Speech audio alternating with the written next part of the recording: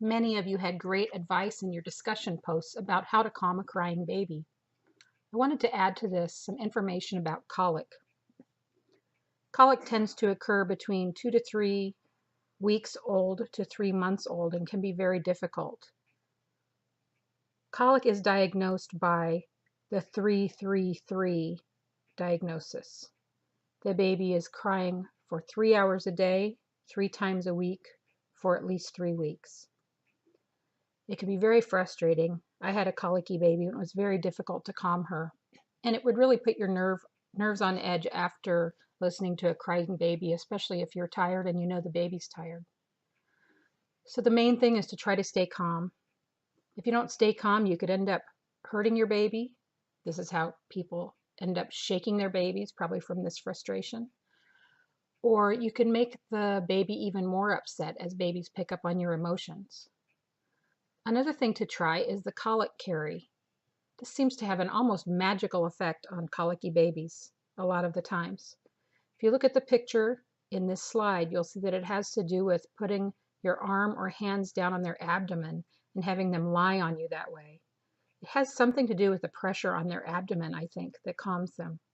Also, babies seem to really crave motion. Swinging back and forth tends to really calm them. I wish I had known about this when my baby was colicky. Unfortunately, I had never heard of it at that time. If you recall, John Watson was a strict behaviorist. He believed that mothers were only needed for food. And in fact, I remember my mother in law telling me that with her first child, she was told never to pick him up when he cried, which of course caused him problems later. But Watson and behaviorism was all the heyday when she first had a child in the 1930s. So she believed mothers were only needed for food and nothing else.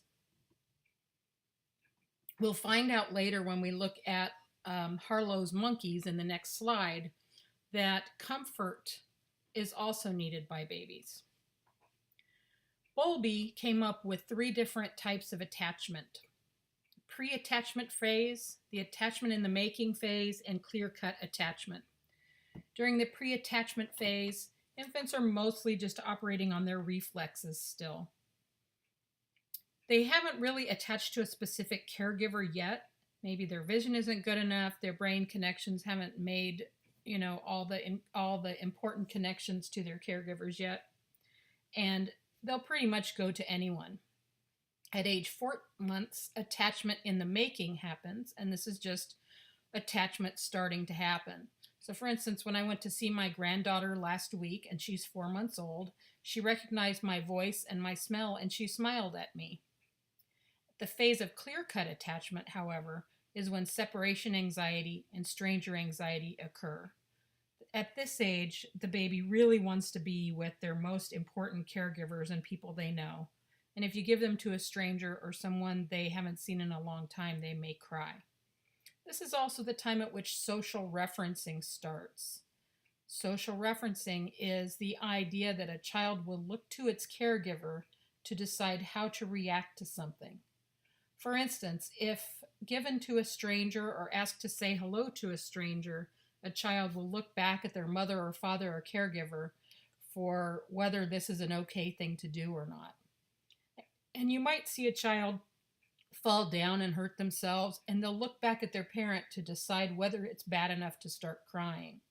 And if the parent says, "Oh my goodness, are you okay, you poor thing?"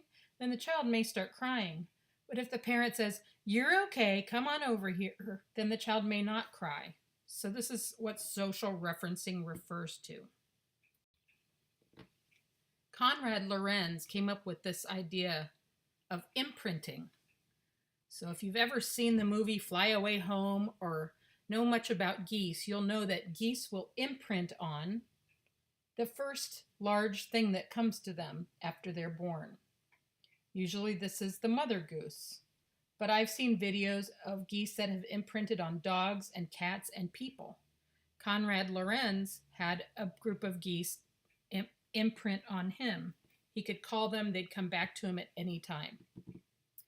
The idea of imprinting is instinctual, so it's not the same as infant attachment. It's something that automatically the brain is hardwired to do. So with geese, imprinting happens on whoever happens to be there at first. But infant attachment is a little bit different and takes a lot longer. Now let's watch this original video by Harry Harlow, who was trying to show the difference between what Watson said about babies only needing their mothers for food and Harlow's idea of contact comfort. This was filmed probably in the 1940s, so it's a little goofy, but you'll see the actual footage of what they're talking about.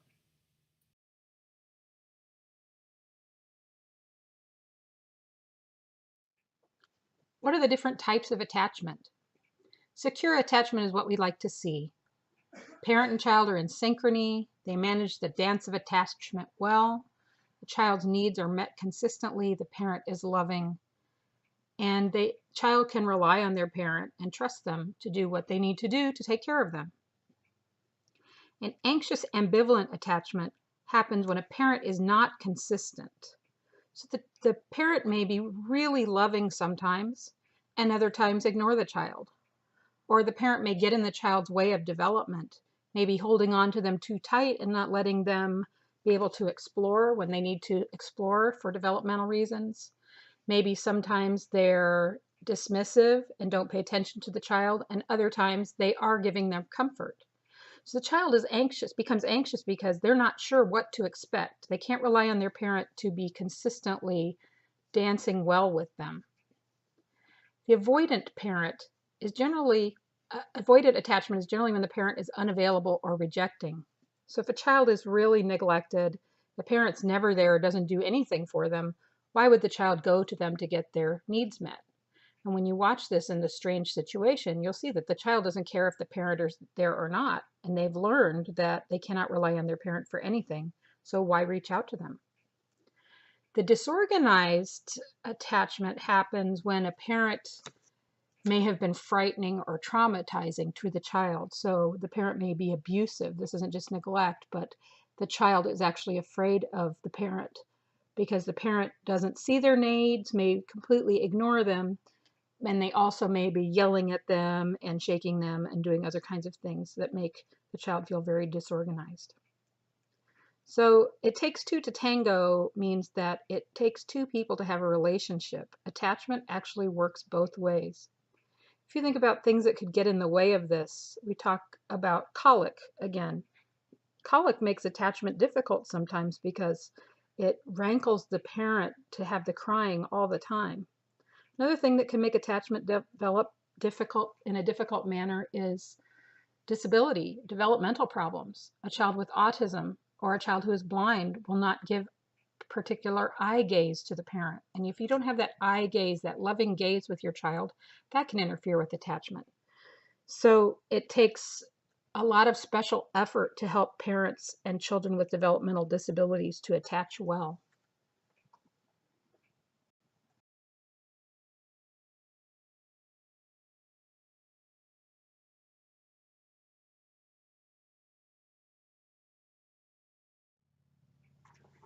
The things listed on this slide are wide generalizations. Attachment in infancy can have a lot to do with personality growing up, but there are a lot of other experiences that happen as you grow up as well that can change these things.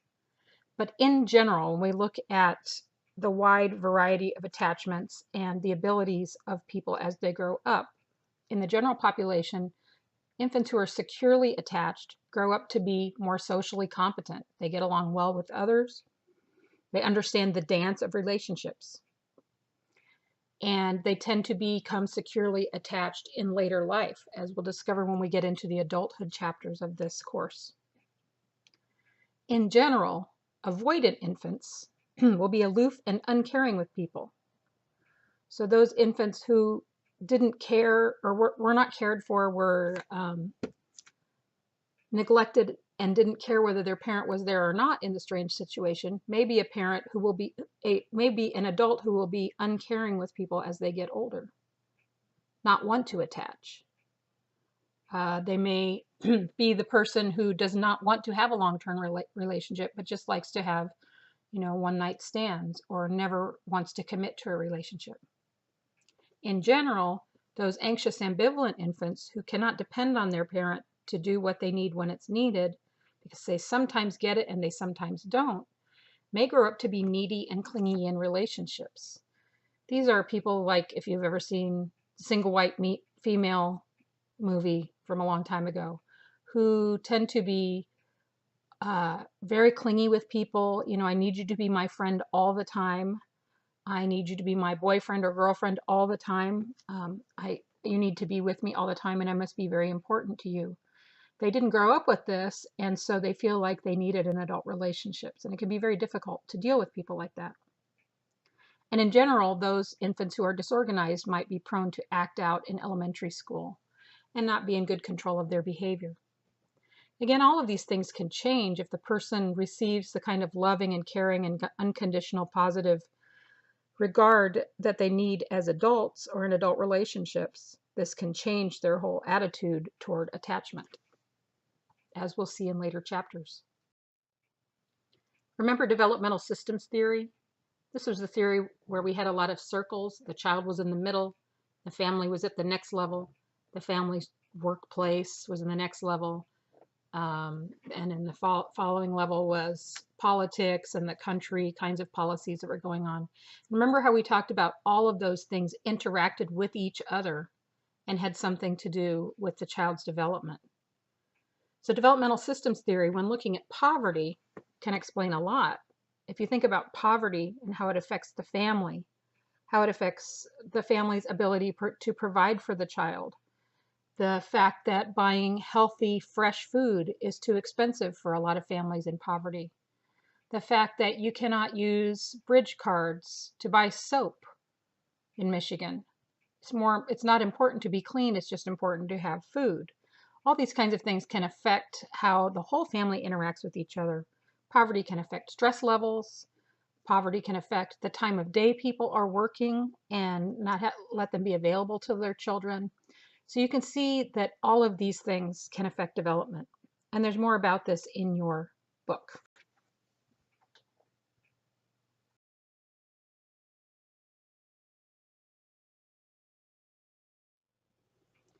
Resilience. If something is resilient, if an object is resilient, it bounces back. Think about a water bottle. You push in the side and it bounces back. A rubber band goes back to its original shape after you pull it out. Resilience in people means the same thing. It means that even if something bad happens to you, you can eventually bounce back from it. I have a lot of experience with resilience. I've told you before, I have a child with severe disabilities, and we've been able to bounce back from the shock of that and make him have a life that's really positive, and he lives well in his own house next door to us, as I've probably told you. We've also lost 2 children in a car accident 25 years ago, and somehow we've bounced back from that. It's not that it ever goes away. It hurts still every year on their birthdays and on the day that they died, and we remember them all the time. But somehow we've been able to bounce back and have a good life. So this is resilience. Some people aren't so resilient. Some people don't bounce back well. But children who are brought up with secure attachment tend to have higher resilience than those who don't. We often say what doesn't break us makes us stronger, or a child who's grown up with a really rough childhood can handle anything. But in reality, it's those children who have been brought up with very secure attachment, a really good, strong childhood that can handle more. And so some children are highly resilient and they have the ability to regulate their emotions, and even when brought up in the worst conditions can do okay. So you may know some people who have been, extremely severely abused and neglected or something like that growing up and have just ended up to be wonderful people anyway. And you may know some people who have gone through that and have not done so well. And maybe they're in prison or something like that. And so this kind of gets at how resilient are they? So this picture is a really good representation of that, I think. This tree is resilient. It bends with the trauma of the wind and the storm, but then it comes back.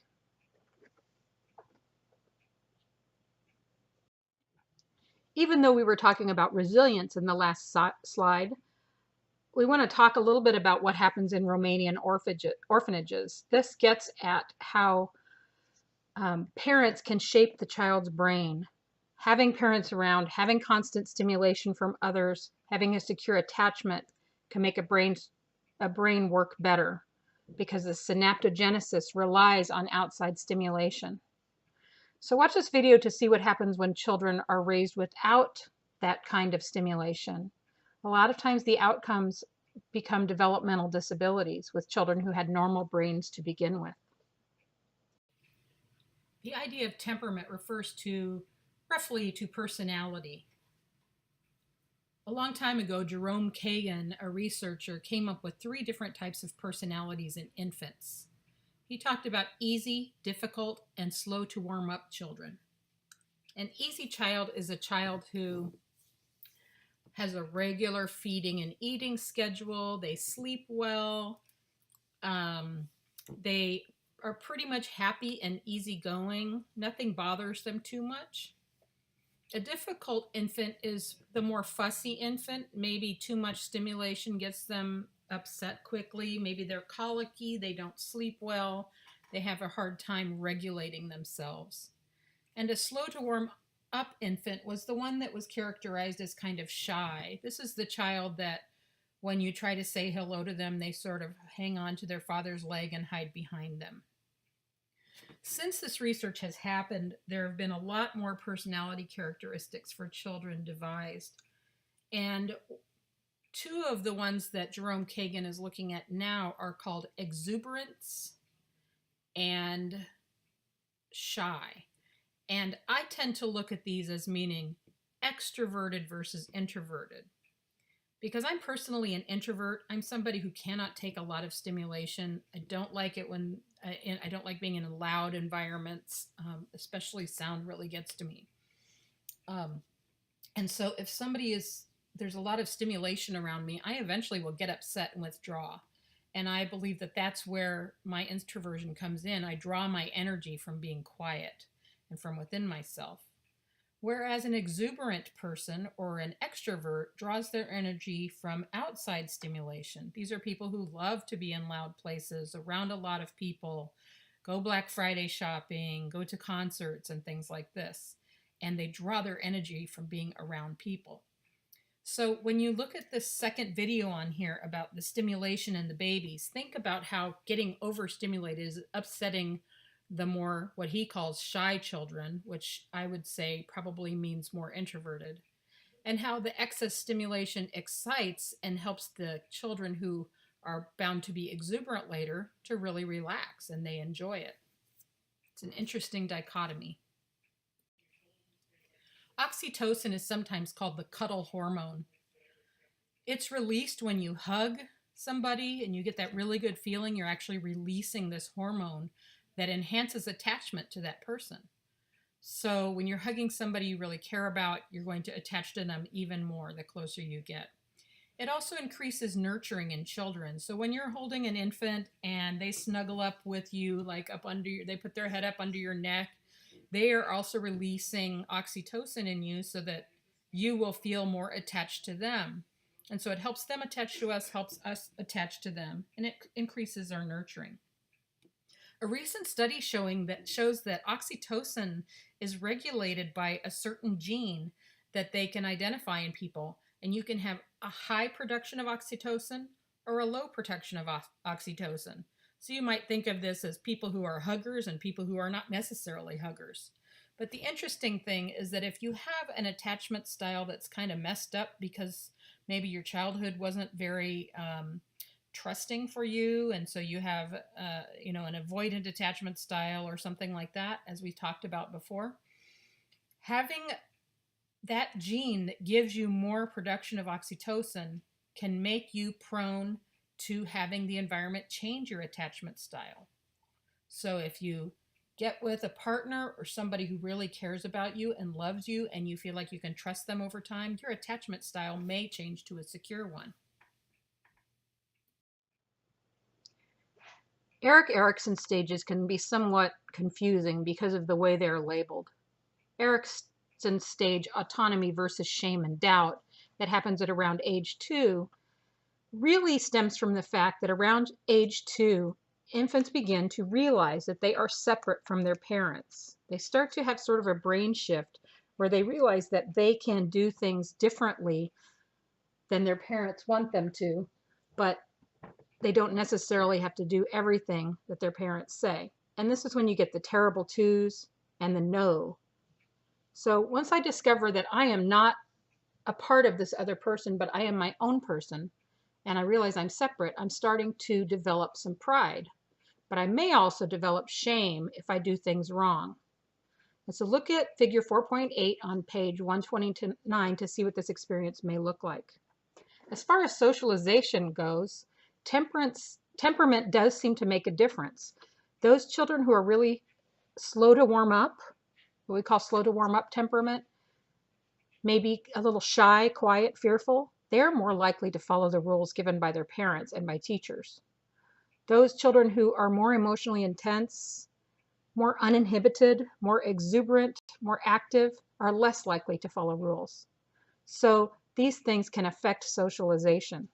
If you even think about elementary schools and how they're really built for little girls can sit still for long periods of time and I'm sorry, that's my clock in the background, sit still for long periods of time and pay attention for long periods of time, where little boys tend to learn more by doing and often are not given enough active time in these days when recesses are being shortened and shortened in our schools to be able to get their energy out so they can come back and learn. So boys in general are more exuberant and uninhibited than girls. And so teachers tend to see them as less likely to follow rules in general.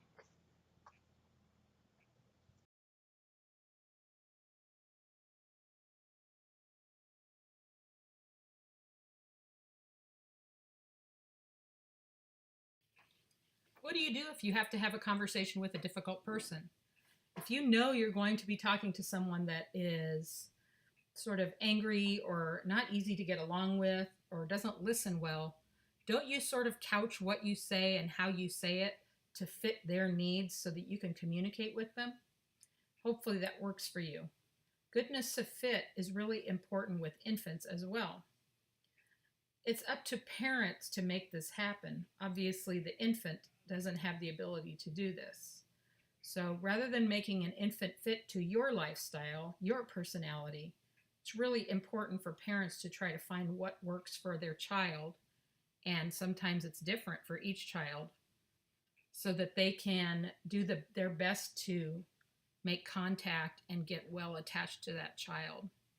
For example, I have two sons who are vastly different in personality, and I have to speak to them differently.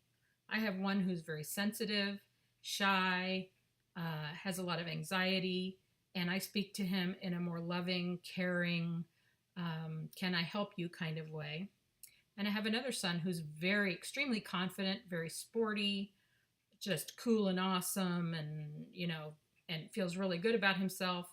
And he talks to me better when I approach him by saying stuff like, "Hey dude, how's it going?" And just trying to speak in his language. And we communicate best in that way.